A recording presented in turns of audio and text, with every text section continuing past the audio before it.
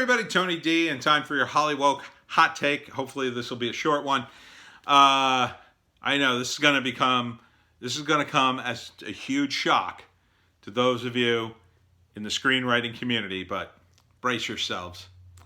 Hollywood says that the Oscars need to be more diverse and inclusive. I know, you never saw it coming, but they made some big announcement today how they've gotten some sort of organization together, how it's going to be more diverse and inclusive. I mean, these are the people in Hollywood. These people are at the center of woke and inclusive boulevard of diversity is our strength street, and I'm a virtuous person avenue. I mean, if these people get any more woke, I don't know what's going to happen to them. The problem with the Oscars is this. I mean, there's lots of problems with the Oscars. First off, it's boring now, if it ever was interesting. But for instance, this year, you had Best Foreign Film, Parasite. Best Picture, Parasite. That makes no sense. And here's why. If you're going to have a Best Foreign Film, what that implies is the Oscars, for the majority of their awards, are about American cinema. So, foreign films is a big category of any film outside the United States. Then Best Picture would imply that all those categories, Best Picture and all the other ones, are really about the movies that were produced in America by American companies. Now, whether or not you agree with that, understand that what the Oscars were. They came out of Hollywood. They were about American cinema, and that American cinema is one of our major exports. It's exported all over the world. It makes billions of dollars worldwide, and everybody loves it. They love it because it comes from America. They don't love it because it's inclusive necessarily. They want specific American things. They want, these big event movies. That's what people like in other countries because they don't spend $200 million on a movie in France. They just don't have that kind of money to throw around on a movie like the United States and Hollywood has.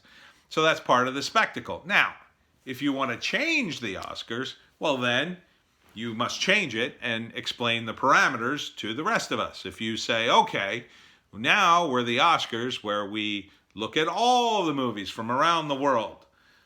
But then you got to change the voting system somehow, because now you're going to need to include filmmakers from around the world.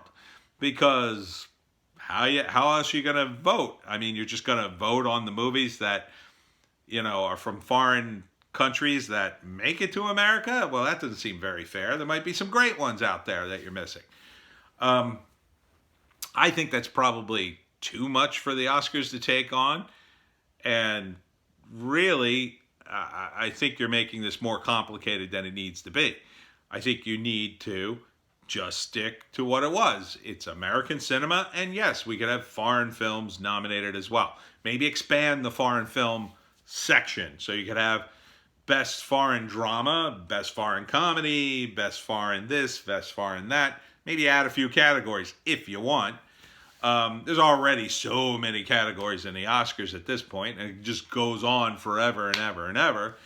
And a lot of the problem is the atomization. I've talked about this before, the atomization of audiences. Now it's not just about movies. It's also about Netflix movies and Hulu and Amazon. And do we count stuff that's been on YouTube, or does that not count for some reason? What is a film now? That's what the Oscars has to define. What qualifies? And at the end of the day, this is a show that's run by the major studios to promote certain movies. I mean, let's be honest. Back in the day when I got daily variety and the Oscars would roll around, you would see the ads. Vote for this movie. Come see it. Here are the screenings. Because they were appealing to the members of the Academy to come see the film and vote for it. Now we have this system where they changed it and they tried to get rid of some of the older members. I think that was a mistake because the basic premise was, well, obviously the older members aren't woke enough. Well, that's probably true, but they're also wiser than a lot of the current people in Hollywood. So they have a better perspective of what may endure as an art piece than, say, the people in current Hollywood, let's say. So I think that was a real mistake. And now that you're going to have a special committee on diversity and inclusion, well, I think we all know what that means. It means the woke stormtroopers are coming, and they're going to tell you what's woke, and they're going to tell you what's diverse and inclusive, and anything that's not, and anything that's too controversial for their leftist sensibilities, well, forget that. That's not going to be nominated. So, that's not what art and culture is about. It's about taking a risk. So the anti-woke art medium is a coming, and it's here. And there's great stuff going on in the anti-woke community. And I think that's going to be the future. I've said that before. The anti-woke stuff is going to be the cool stuff. That's going to permeate the culture because people are sick of this. And yeah, I know. People are now running scared because everybody's being called a racist if you don't send $50 to BLM, but that's all going to come to pieces very, very soon. It's already patently obvious that BLM seems to be funneling money to the DNC. Don't take my word for it. Go to the BLM website, hit donate, and see where it leads you. It leads you to Act Blue, which is part of the Democratic Party's money-making operation. And there's campaign finance laws on the site in the fine print. So it's not a right-wing conspiracy theory to say that there may be a conflict of interest with Black Lives Matter and the Democratic Party. Perhaps Black Lives Matter should address that and separate themselves from the DNC, especially if they want support from people who aren't Democrats. Which would encompass a lot of people, believe it or not. I know that people on the left side of politics think everybody not on the left side of politics is some sort of right-wing lunatic, but that's just not true. And that's part of the problem with Hollywood. They have those blinders on as well. So you're just alienating, I don't know, 50% or more of the United States audience by going down this rabbit hole. And, yes, there will be certain actors who get tons and tons of work, but in the end, you're going to follow this trend to its inevitable conclusion, which will be, oh, we're sick of all these movies that are diverse and inclusive. And then Hollywood's going to go, well, enough of that. And then when it's not, when they're not under the gun politically to do it, they'll go right back to doing whatever makes them money. And you might see a lot of these diverse and inclusive actors out on the street. And even when they have a good idea and some reason to cast them, they'll say, no, we don't do that anymore. That doesn't make any money. That's what happens when you follow a trend instead of setting one. The anti-woke trend, however, is a coming. It's going to be cool to be anti-woke. And what that means is, it just means you're going to have comedy again. You're going to have normal people questioning things and saying vulgar things and stuff that sounds a little edgy, but it's just a joke. Or it's just people doing drama or something edgy. It's not an attack on your person or gender or sex or race or whatever. It is people doing art.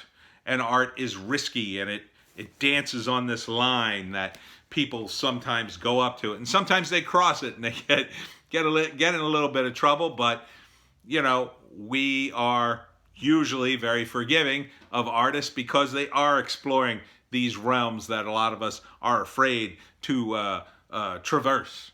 So this all woke stuff, it's all coming to a crashing end. And when that happens, Hollywood's going to have these ridiculous rules for the Oscars, and no one's going to watch them anymore because they're going to be even more unwatchable, if you can imagine. They're going to be so very serious about all their various actions and charities and who they support and the right things they say.